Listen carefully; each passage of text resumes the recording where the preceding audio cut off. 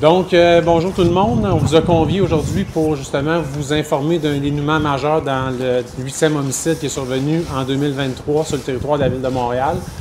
Donc, hier soir, le service de police de la Ville de Montréal, via les crimes majeurs, ont demandé l'assistance de la police provinciale de l'Ontario pour procéder à l'arrestation d'un individu de 28 ans en lien avec l'homicide de Mme Diacono.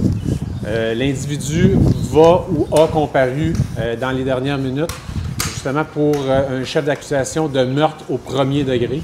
Et je tiens particulièrement à remercier la police provinciale de l'Ontario pour son excellente collaboration dans cette enquête.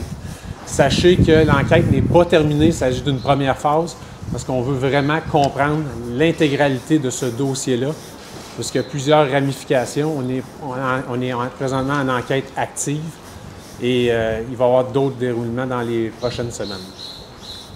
Est-ce que Mme Diacono était la cible ou c'était une erreur sur la personne?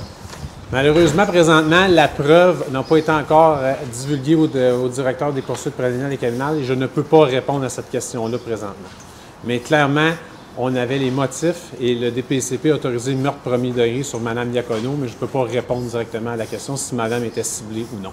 Est-ce que vous pouvez nous parler de l'individu que vous avez arrêté? Est-ce que c'est quelqu'un que vous connaissiez déjà? Bon, il a beau être arrêté en Ontario, c'est quelqu'un d'ici, c'est quelqu'un de l'Estrie. Est-ce que c'est bien connu de vos services, antécédents criminels lourds? C'est quelqu'un qui était connu des services policiers canadiens. Je vais vous répondre à ça. En quelle matière? En matière de plusieurs infractions au niveau criminel. Je ne les ai pas tous les détails, là, mais c'est plusieurs infractions criminelles, je pourrais vous dire. Là. Vous regarderez via le greffe, là, vous allez être capable de voir bien des événements. Juste vous parler justement que bon, l'enquête se poursuit. Est-ce qu'on pense qu'il pourrait y avoir d'autres arrestations dans ce dossier-là? Comme j'ai mentionné tantôt, aujourd'hui, ça c'est une arrestation, mais on n'a pas terminé l'enquête. Donc, vous n'êtes pas sans savoir que ce genre d'homicide-là, il y a plusieurs personnes en arrière de ça. Fait qu'on va essayer de trouver l'ensemble des personnes responsables. Est-ce que le motif est encore sur la table comme une réplique à la tentative de meurtre de mars? Est-ce encore... On ne peut pas répondre à cette question-là présentement parce que vous savez, les seules personnes qui sont clairement au courant du mobile, c'est ceux qui l'ont demandé. Et présentement, on n'a pas cette information.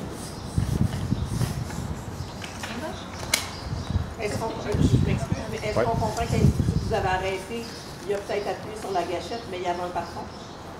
L'individu qui a arrêté a participé directement à l'homicide, mais l'enquête est en cours pour la suite des choses. Il y avait aussi une tentative de meurtre sur un homme de 67 ans à Laval.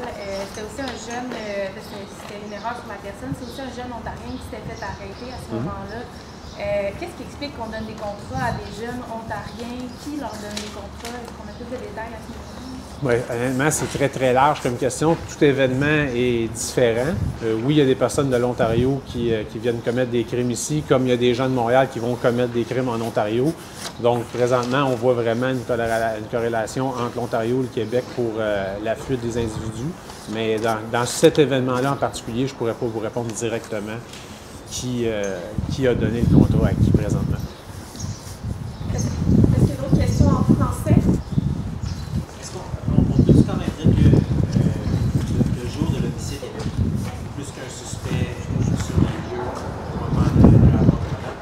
Présentement, l'enquête, on est vraiment en enquête active présentement pour déterminer vraiment l'ensemble des éléments justement sur la scène de crime.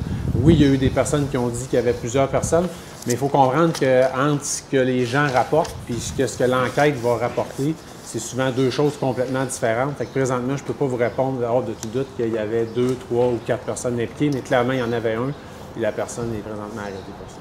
OK. Puis une dernière question, ça a été quand même rapide. C'était très rapide. On est très, très fiers, honnêtement, très fiers du travail des enquêteurs dans ce dossier-là. Honnêtement, ils ont mis des bouchées doubles. Très, très rare qu'on va procéder à une arrestation pour un meurtre premier degré en dedans de 3 semaines, parce qu'on se souvient que c'est survenu le 16 mai dernier. Donc, 3 semaines après, on a déjà une arrestation pour un meurtre premier degré. C'est quand même assez exceptionnel. Qu'est-ce qui a permis que ce soit aussi rapide? C'est vraiment le travail d'enquête qui a débloqué quand même assez rapidement. Il y a plusieurs éléments qui ont fait en sorte qu'on est capable de cibler cet individu-là pour éventuellement ramasser la preuve nécessaire puis la soumettre au DPCP, qui ont analysé le dossier avec minutie pour justement autoriser un meurtre au premier degré. questions en français? On va passer à la traduction en anglais. On va essayer ça.